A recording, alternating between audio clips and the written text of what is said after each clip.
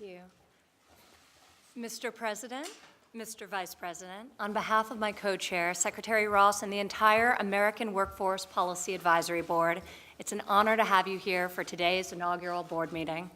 We have spent the last several hours in excellent discussion with the objective of advancing a national workforce strategy.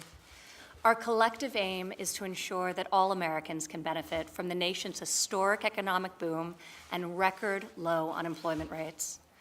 This board of industry, education, government, and nonprofit leaders are deeply passionate about bringing more Americans off the sidelines and into the workforce. We are seeking to increase the country's workforce participation rates by connecting workers with good-paying jobs. We must also focus on helping those most vulnerable to having their jobs displaced due to the rapid pace of technological change, and work together to assist them in learning a new skill so they can continue to provide for themselves and for their families. Today, we discussed in detail the 4 goals that are the mandate of this specific council. First is to develop a robust campaign to promote multiple pathways to good-paying jobs, dispelling the myth that there is only one path to a successful career. Second, improving the availability of high-quality, transparent, and timely data to better inform students and educators, as well as match American workers to American jobs. Third, modernizing candidate recruitment and training practices to expand the pool of job applicants employers are looking to hire.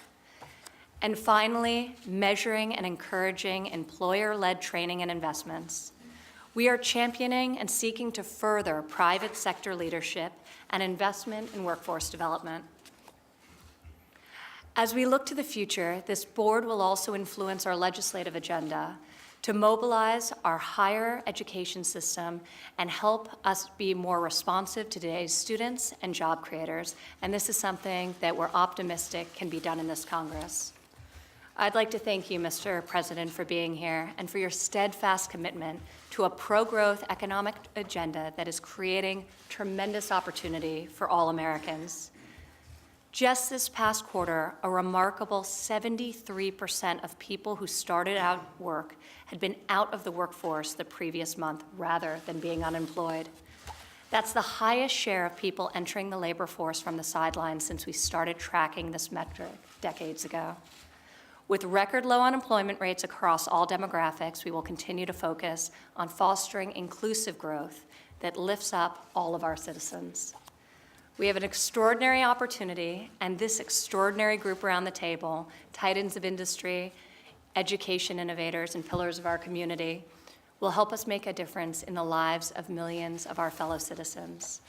We are taking advantage of this incredible moment to ensure America retains its leadership role. And now, Mr. President, I turn the floor over to you. She's so formal. Special person, and she's worked so hard, as you all know. And I want to thank you, Ivanka, for your devotion to the America workers, our great workers, and nobody has workers like we do. So I just want to thank you, honey, because great job, really great job.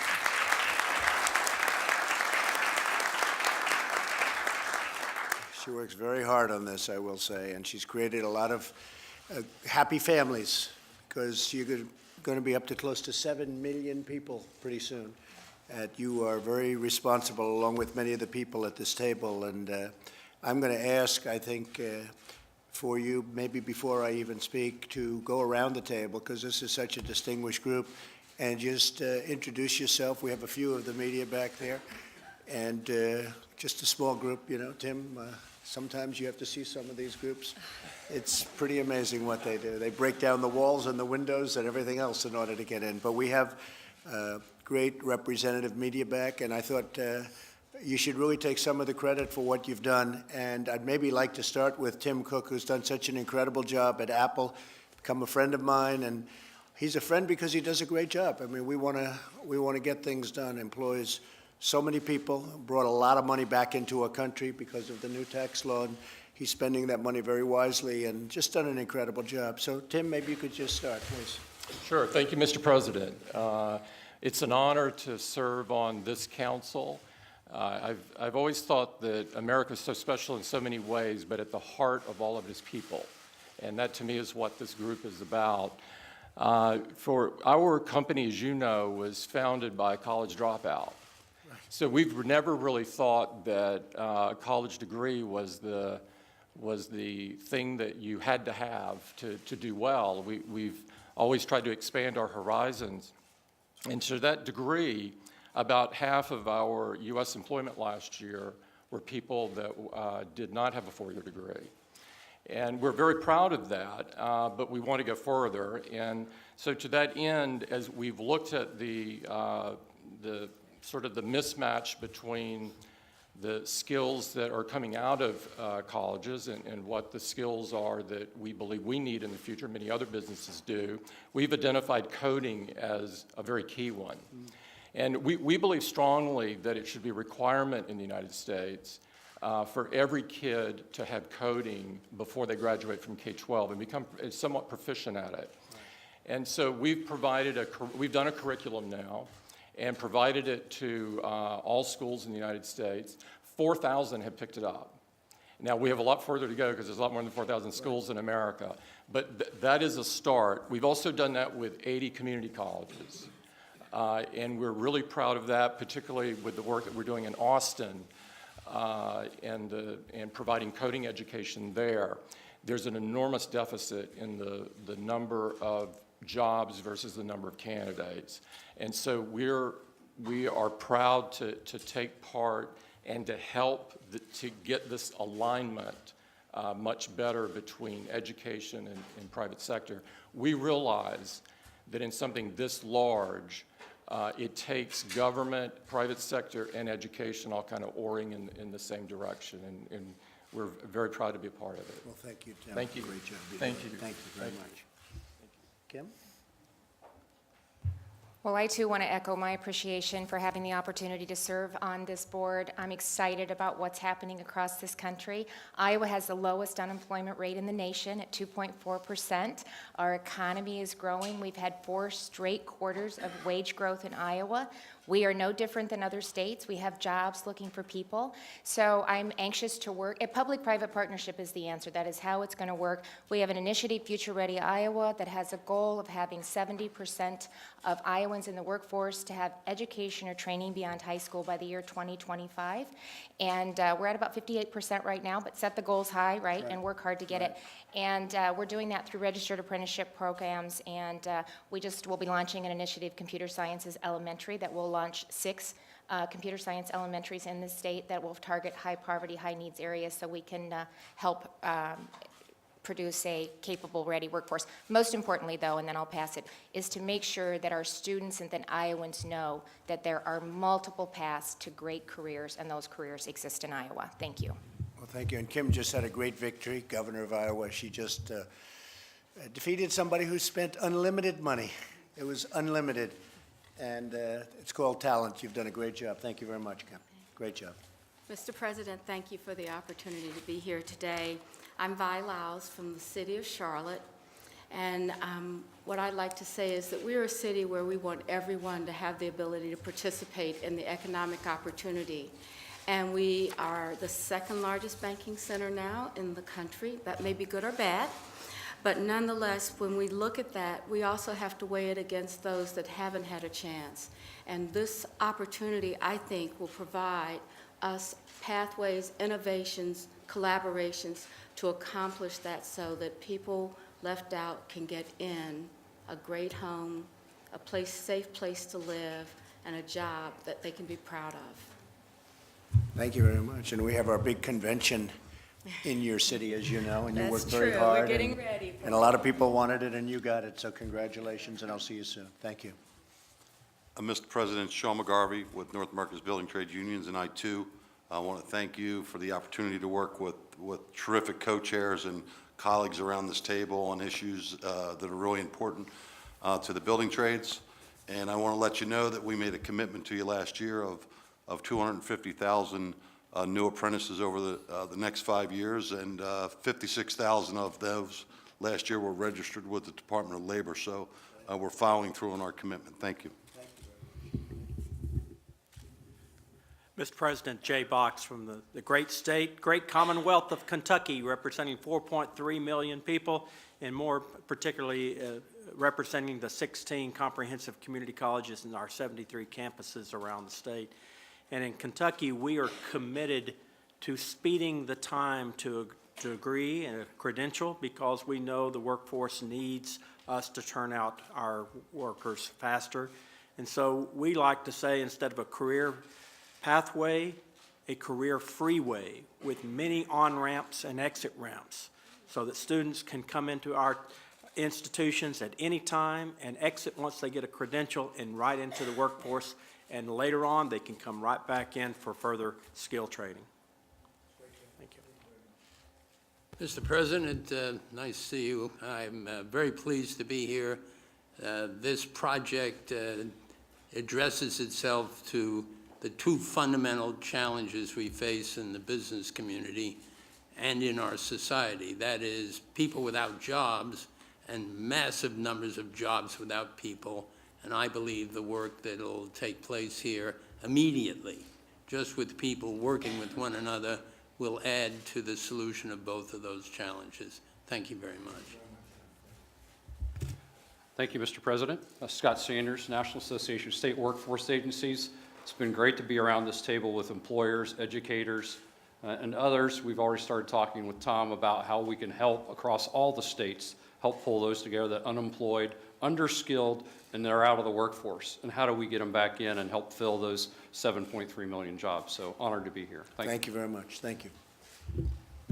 Mr. President, Sherry Utash, President of Wichita State University Applied Sciences and Technology in Wichita, Kansas, the air capital of the world. Right. And very happy to be here, very honored to be serving on this, and wonderful that we have this issue to deal with and to find solutions for. So thank you for all your efforts towards that. You know, we say at our college, hope has a face, and it's the face of our students. Right. And we know from education, from higher education, that we have to be innovative and disruptive in order to be in line and aligned with business and industry. So we're doing a lot of that, hope to continue to do that.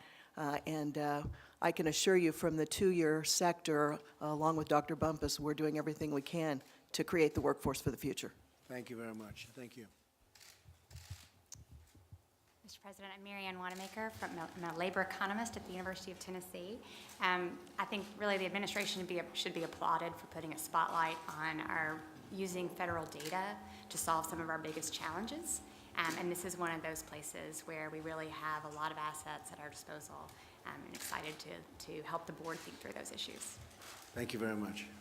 Good afternoon, Mr. President. Good to see you again. It was about a year ago, I think, when we were here with the Expanding Apprenticeship Task Force, and I joined my colleague here and said the administration should be applauded and commended for the focus and spotlight you put on this very, very important issue. And I would be remiss, as I think all of my colleagues would agree, if we didn't also commend Ivanka and Secretary Ross for the leadership they provided to what I think is going to be some outstanding work we're going to do together. So again, thank you for your leadership, sir. Thank you very much. Governor?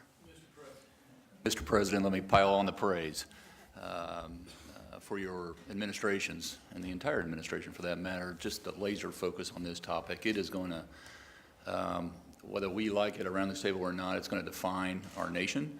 It's going to define our states, our organizations, our companies, and the legacy that we leave behind us when we get this right, and you are. So I just want to express another debt of gratitude for trusting us. Last year, your administration, the Department of Labor, granted us a waiver that enabled us to cut our workforce council in the state of Indiana about in half, and it allowed us to operate at the speed of this table and the businesses that are around it. And that has made all the difference in the world. So as you continue to trust us, the states, to own it and to prove it, we will show America what works and what doesn't, and that will take us to the next level. That's great. Thank you, Eric. Great. Mr. President, Marilyn Houston, Lockheed Martin, I just again want to tell you how honored I am to serve on this advisory board, but also to commend you and your administration for your focus on getting American workers prepared for the future advanced economy that we're in. It's not just about today's mismatch and things we not work on today, but it's getting us prepared for continued economic growth. What you've done to enable us with tax reform, with regulatory reform, has helped us to reinvest in our businesses, to reinvest in our workforce, and we thank you for that and commend you for that. Thank you. Thank you, Marilyn. How is the F-35 doing? It's doing great, sir. Because I spoke to some of your competitor countries, and they say, we have a problem with it, you can't see it. I say, how do you do with your plane compared to this one? They say, well, this one you can't see. So I would say they have a pretty big, our pilots have a pretty big advantage with the F-35. So that's great. Great job you've done. Thank And you. it's a great plane. Thank you, sir. Everybody loves it. Thank you, Mr. President, for making the American workforce one of your top priorities as president. Thank you also for putting in place the economic policies that are dedicated to the proposition that American workers form the backbone of our economy. Thank you, too, to the members of the new Workforce Advisory Board for such an insightful and high-energy discussion. Now the real work begins. In the next 12 months, between now and actually July of 2020, this advisory board will develop recommendations under the 4 major points that we discussed this afternoon.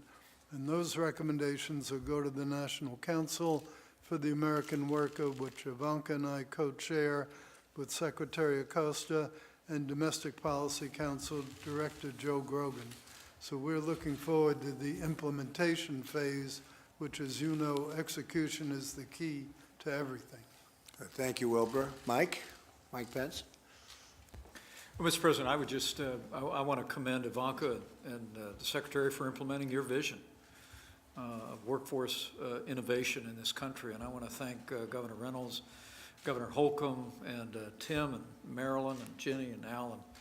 It's an extraordinary group of industry leaders that you brought together. And I just want to assure you, one of the very first conversations the President and I had when he was considering me for this position back in the campaign in 2016 was about workforce, about his passion for what we call vocational and technical education.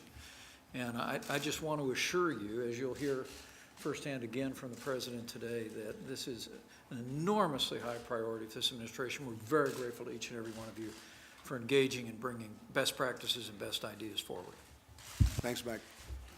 Mr. President, Mr. Vice President, Ivanka started the meeting today, actually twice, talking about the strength of the economy. And I think that I applaud any organization, in this particular case, the U.S. government and your administration, for actually planning for the future when things are actually strong. And I think that's a really, really smart thing and very, very good leadership. And so we're excited about doing everything we can to be part of it. So Thank you very much, Al. Great job you're doing. Thank you. Mr. President, Barbara Humpton, CEO of Siemens USA, and it's such an honor to be included with this brilliant group. Siemens comes to the table just with open to sharing and open to learning from our colleagues, and I've got a special focus on this 4th objective, the idea that what gets measured gets done, and the idea that we can use our measurements and track progress to encourage others to get engaged in these initiatives. Thank you. Well, thank you, and really a great job. In fact, specifically, Ivanka wanted me to point you out and say, Dad, I'll tell you, she said, Dad, she's done a great job. I appreciate it. Thank you, Barbara. Thank you so Great much, job. and thank you, Ivanka. Good. Jim Clark, the president of Boys and Girls Clubs of America, and thank you for hosting our Youth of the Year, 5 of them this morning at your office with the Vice President. They enjoyed the opportunity to interact with you. Thank you for including Boys and Girls Clubs in this important endeavor. Out-of-school time matters. Kids spend more time out of school than in school, and our focus is on that pathway to success and a great future, instilling essential skills as well as critical job readiness skills like STEM education and other important factors. So thank you for including Boys and Girls Club. Thanks, Jim. Mr. President, Mike Pivovar from the Milken Institute, and I know you know the work of the Institute very well. But for others, we are a nonpartisan, nonprofit think tank dedicated to building meaningful lives.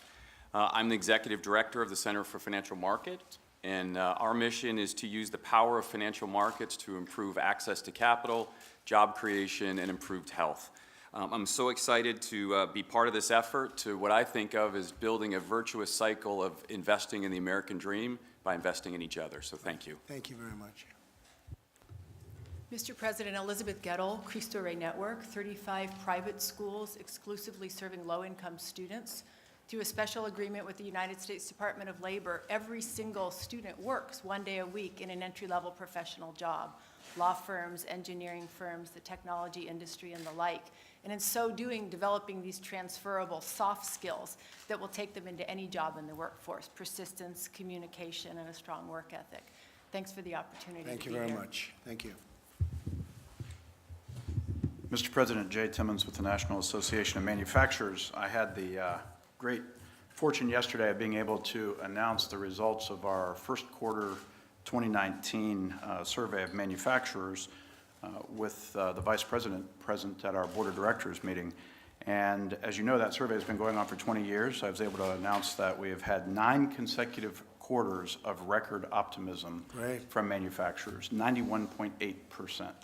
And that's no accident. That is because of the tools we've been given to invest, to hire, to raise wages and benefits through tax reform, through regulatory certainty. And that's created a bit of a challenge for us because now we have 428,000 jobs open in manufacturing. Our Manufacturing Institute predicts that that number will increase to 2.4 million in the next 10 years. So this board, this advisory board, it's perfect timing. Thank you for taking this on. Thank you to Ivanka for your passion on this issue. It really is going to matter for America's future. It's going to matter for our success in the global economy.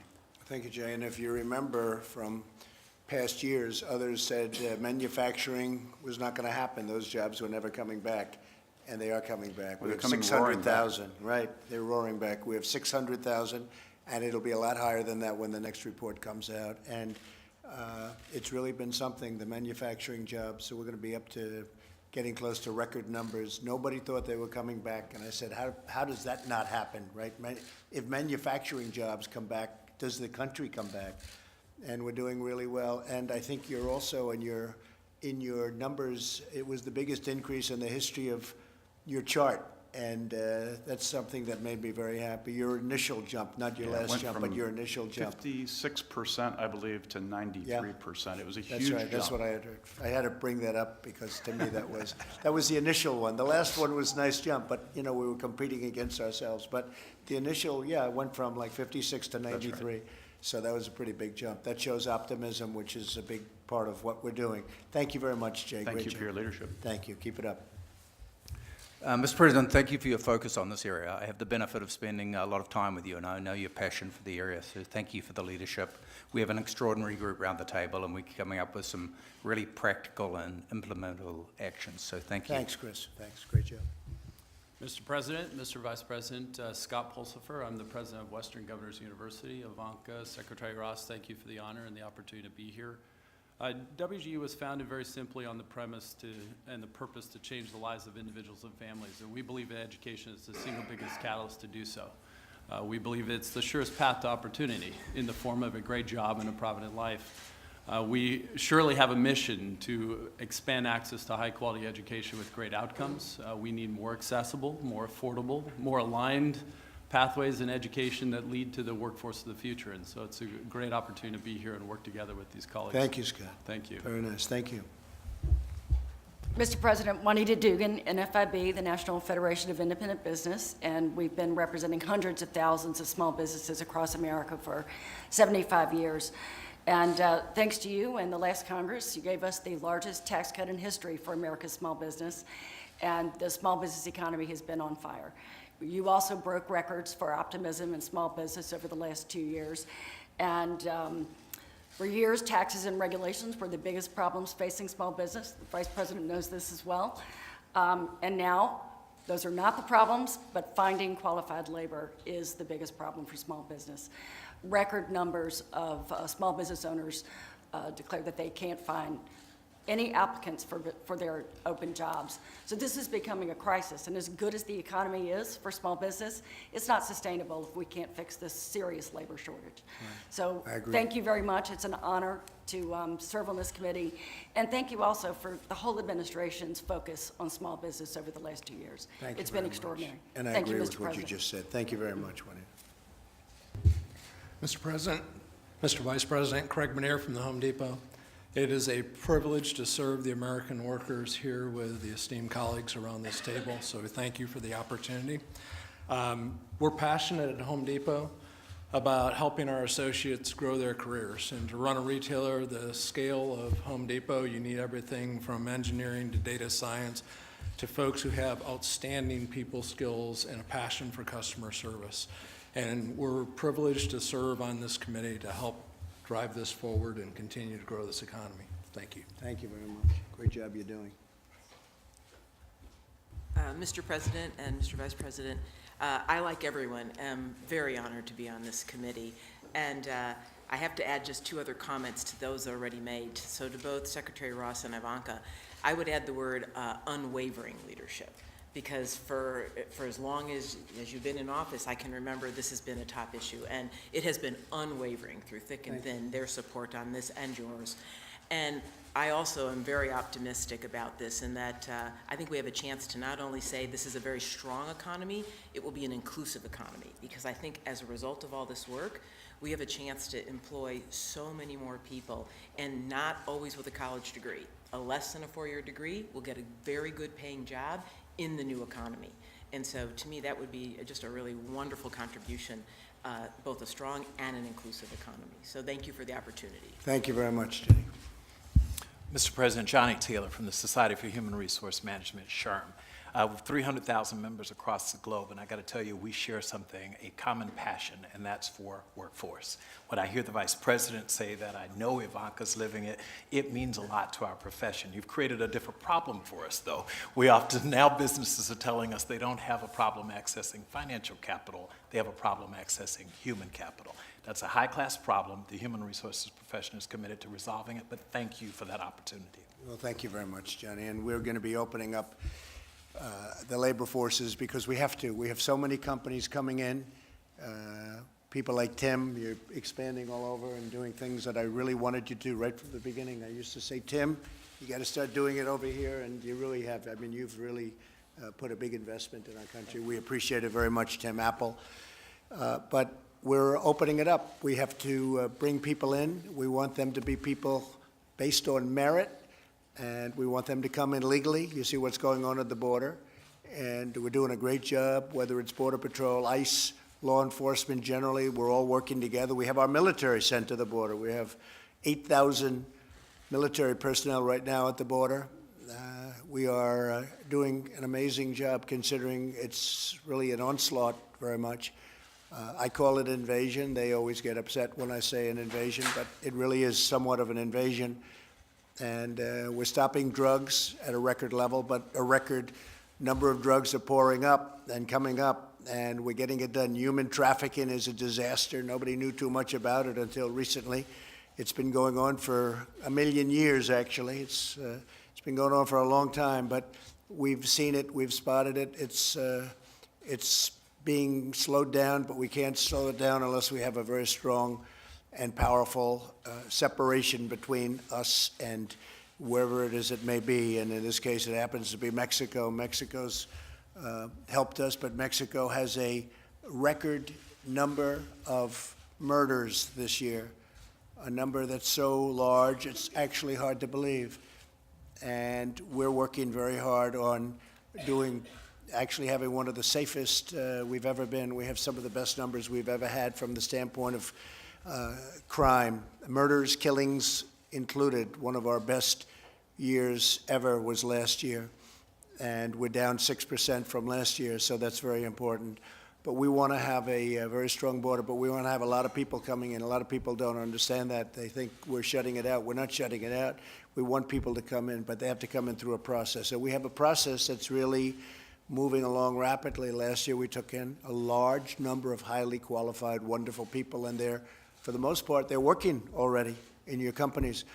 But we also have a lot of companies coming in. I was with Prime Minister Abe the other day, and we spoke the other day, and he said that Japan's going to be sending at least seven more big factories into this country.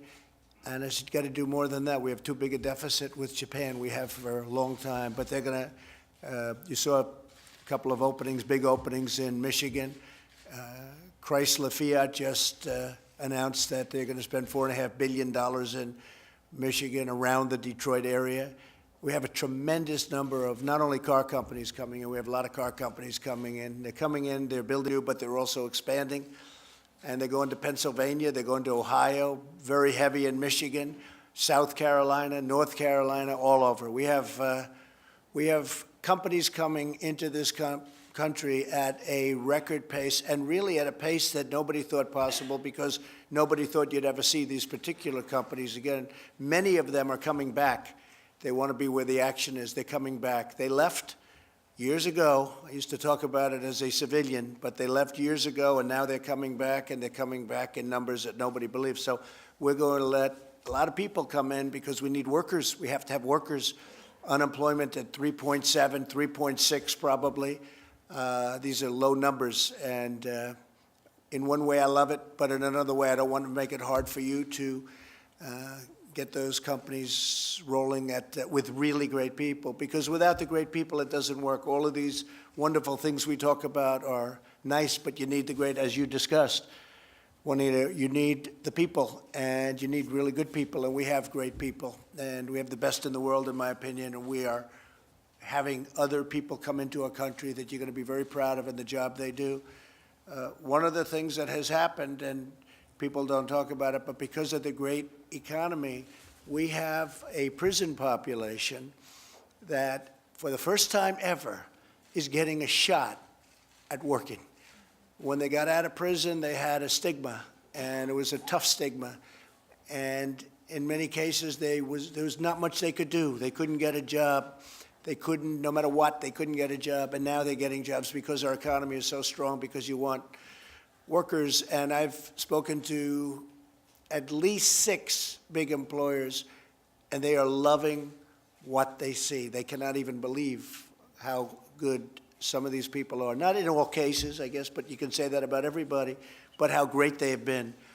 And it's very nice to hear. First time ever, first time that's ever happened. And to a large extent, it's because we take some credit because of the economy, but it's an incredible thing what's happening with respect to the prison population. They're getting out, they're getting jobs, and they're doing a fantastic job, and it's really beautiful to see. I just want to, many of you are friends, I just want to thank you all for what you've done. I also want to thank Doug McMillon, the CEO of Walmart. They have been fantastic, Ivanka, I know that, because they've just hired tremendous amounts of people. And William McDermott of SAP, they have really stood out, and they very special people, and I just want to thank them in addition to the folks around the table.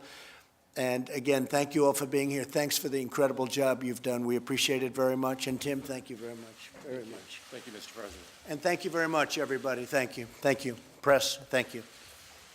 Appreciate it.